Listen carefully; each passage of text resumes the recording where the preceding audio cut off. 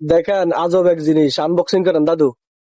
যে আমার দাদু একটা জিনিস আনবক্সিং করতেছে, দেশের থেকে আনি নাই যদিও, এটা মিশা কথা। এটা দেখেন কি, আপনারা অবশ্যই বলবেন এটা কি। এই দুবাইতে হচ্ছে যে মরুভূমির দেশে এখন শীত পড়তেছে, বুঝছেন, শীতের সময় এই জিনিস অবশ্যই সবাই বুঝতে পারছেন জিনিসটা কি। এটা হচ্ছে কাঁঠাল। তো এখানে প্যাকেট করে বিক্রি করে এগুলা। এটা হচ্ছে কোন দেশি, থাইল্যান্ড না, থাইল্যান্ড থেকে আসছে এই প্যাকেটটা। কিন্তু ভাই কান চাই খান, খান। এটা কিন্তু কেমন মিষ্টি আছে চেক করি যদি। শুনলে এখন মজা হবে না, স্বাদ আছে। থাইল্যান্ডের কাঁঠাল এখানে হাফ কেজির কম হবে। দাম নিচে 13 দেড়হাম।